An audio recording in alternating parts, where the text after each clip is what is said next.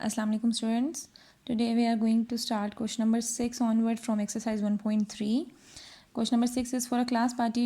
The student council purchased 42 balloons at rupees 1.85 each. यानी कि class की पार्टी है और स्कूल काउंसिल ने 42 बैलून परचेज़ किए हैं और हर बैलून की प्राइस है 1.85. What is the total amount the student council paid for the balloons. अब आपने ये बताना है कि स्टूडेंट काउंसिल ने बैलून्स के लिए कितनी अमाउंट पे की होगी. अब आप इसको कैसे कैलकुलेट कर सकते हो. अगर 1 बैलून की प्राइस है 1.85 तो 42 बैलून से कितनी होगी. ऑब्वियसली आपको इनको 42 के साथ 1.85 को मल्टीप्लाई कराओगे और आपके पास आंसर आ जाएगा. सो क्वेश्चन नंबर 6 में हमारे पास प्राइस ऑफ 1 बैलून आ गई है, that is 1.85 and price of 42 balloon हमें कैलकुलेट करनी है. तो टोटल प्राइस क्या हो जाएगी. 1.85 को 42 से मल्टीप्लाई करेंगे, that is 77.5. Now we have question number 7. Question number 7 की स्टेटमेंट है, group of friends made 4 yard long rectangular banner. मतलब कि एक फ्रेंड का ग्रुप है, उन्होंने 4 यार्ड लॉन्ग रेक्टेंगुलर बैनर बनाया है. मींस जो पैना फ्लेक्स होता है, ठीक है. उन्होंने 4 यार्ड लॉन्ग यानी कि लेंथ बता दी है उसकी 4 यार्ड है, 4 मीटर जिस तरह बोलते हैं इस तरह से लेंथ उसकी उन्होंने बता दी है. दे पेड ₹3.75 पर यार्ड. उन्होंने पर यार्ड एक यार्ड के हिसाब से मींस 1 मीटर के हिसाब से उन्होंने पे किया है ₹3.75 फॉर द फैब्रिक. यानी कि जो बैनर का फैब्रिक है उसके लिए उन्होंने पर मीटर जो है वो 3.75 पे किया है. And ₹9 for the firm to go round the banner. और ₹9 उस फर्म के लिए जो बैनर की साइड पे जो उसकी बाउंड्री बनेगी उसके लिए पे किया है. 10 यार्ड पेरीमीटर. साथ उन्होंने मेंशन कर दिया है कि जो उस बैनर का पेरीमीटर है that is 10 yard. What was the width of the perimeter. आपको लेंथ उन्होंने बता दी ना 4 यार्ड थी, तो अब उसका विड्थ आपने बताना है कि उस बैनर की विड्थ क्या होगी. ओके अब इस क्वेश्चन के अकॉर्डिंग लेट्स सपोज हमारे पास इस तरह का ये पैरीमीटर एक रेक्टेंगुलर बैनर बना हुआ है. उसकी लेंथ उन्होंने बता दी थी ना, तो मैंने 4 यार्ड उसकी लेंथ रख दी है. विड्थ हमारे पास x है. अब यहाँ पे 4 तो मैंने यहाँ पे 4 क्यों लिखे हैं, बिकॉज हमें पता है कि रेक्टेंगल की ऑपोजिट साइड सेम होती है. तो अगर ये वाली साइड 4 यार्ड की है तो ये वाली साइड भी ऑब्वियस है कि 4 यार्ड की होगी. ये वाली साइड अगर हमारे पास x है तो दूसरी इसकी ऑपोजिट साइड भी हमारे पास x होगी. पेरीमीटर हमें पता है 10 यार्ड्स है. और पेरीमीटर का फॉर्मूला क्या होता है कि आपको सारी साइड्स की लेंथ जो है उसको आपने प्लस कर देना होता है. Means x plus x and then 4 plus 4. Perimeter हमारे पास 10 है. x plus x 2x, 4 plus 4 8 plus 8 है. इस साइड पर आकर हो जाएगा -8 is equals to 2x. 2 is equals to 2x और x की वैल्यू आ जाएगी 2/2 that is equals to x is equals to 1. Means कि हमारे पास जो पेरीमीटर में लेंथ हमें पता थी 4 है और हमारे पास विड्थ क्या आ गई है डैट इज़ 1. अब आपको कैसे पता चलेगा कि ये हमारी करेक्शन है या हमारा ये क्वेश्चन ठीक है या नहीं. पेरीमीटर 10 यार्ड है ना, तो अब आपने क्या करना है, एक्स की जगह अगर 1 हो, 1 + 1 2, 2 + 8 6, 6 + 4 10, तो एग्जैक्टली 10 के इक्वल आ गया. मीन्स हमारे पास विड्थ जो है that is equal to 1 yard. तो अब यहाँ पे लास्ट में लिख दोगे width is equals to 1 yard. उन्होंने यही आपसे पूछा था कि विड्थ क्या होगी, तो width is equals to 1 yard would be your answer. Question number 8 है, a shoe factory has an asset of ₹20 lakh for which 3/5 is the capital and rest is the debt. Means कि एक शू factory है, has an asset. Asset का मतलब होता है कि कुल मालियत उसकी कितनी है.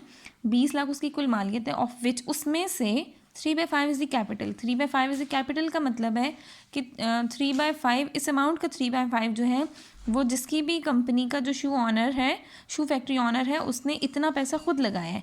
एंड रेस्ट इज़ अ डेप्ट. और बाकी की अमाउंट जो है वो किसी से उसने कर्जा लेकर इस्तेमाल की है. Find the amount of capital and डेप्ट. आपको कैपिटल और डेप्ट की अमाउंट जो है वो कैलकुलेट करनी है कि 20 लाख में से उसने खुद कितने पैसे उस पर लगाए हैं और कितने पैसों का उसने कर्ज लिया था. सो हमारे पास हमें एसेट पता है. एसेट है हमारे पास 20 लाख. अब 20 लाख एसेट है. कैपिटल उन्होंने कहा था 3/5 ऑफ द एसेट.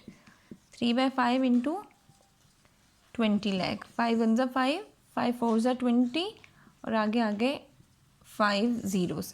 3 4 ज़ा 12 और साथ आ जाएंगे 5 ज़ीरोज़.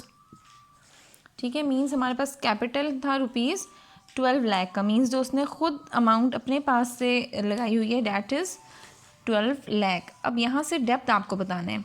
आप डेप्थ कैसे बता सकते हो, जो उसने कर्जा लिए. तो ऑब्वियस ही बात है कि अगर 20 लाख में से 12 लाख उसका कैपिटल था तो डेप्थ उसका कितना 8 लाख है. बट इसको हम फॉर्मूले के साथ अप्लाई करके लिख देते हैं.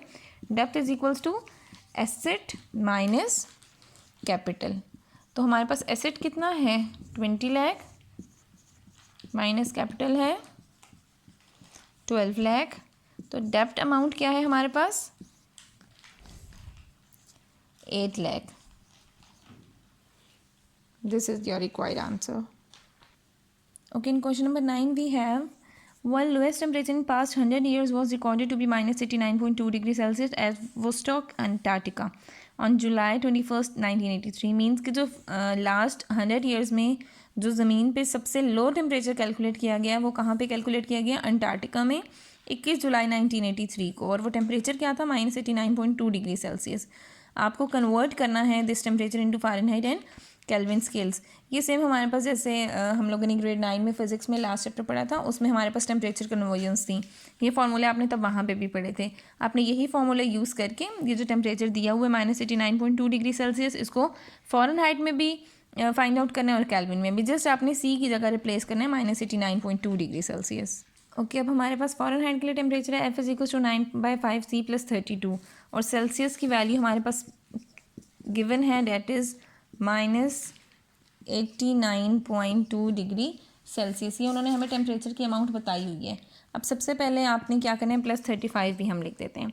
9 को आप मल्टीप्लाई करवाओगे माइनस 89.2 डिग्री से, ये आ जाएगा माइनस 802.8 डिवाइडेड बाई 5 + 35. तो इनको जब आपने डिवाइड किया आपके पास आंसर आया माइनस 160.56 + 32. सॉरी, ये 35 नहीं, यहाँ 32 था. ठीक है, अब यहाँ पर हमारे पास जब आपने इनको ऐड कर दिया तो ऐड करने के बाद हमारे पास आंसर आ गया माइनस 128.56 फ़ारेनहाइट. मीन्स कि जब हमारे पास temperature minus 89.2 degree Celsius calculate किया गया था, अगर वो फ़ारेनहाइट स्केल पर देखते तो that would be minus 128.56 Fahrenheit. और केल्विन पे भी आप इसी तरह से कैलकुलेट कर लोगे. जस्ट आपने सेल्सियस की जगह रखना है माइनस 89.2 + 273. तो जब आप इसमें से 273 में से 89.2 माइनस करोगे आपके पास आ जाएगा 183.8 केल्विन. तो यहाँ पर हमारे पास टेम्परेचर इन केल्विन भी आ गया, जो एक्चुअली सेल्सियस में था हमारे पास माइनस 89.2 डिग्री सेल्सियस, और केल्विन में आ गया 183.8 degree Celsius. Okay, students, now we have last question of exercise 1.3. A company was penalized by the government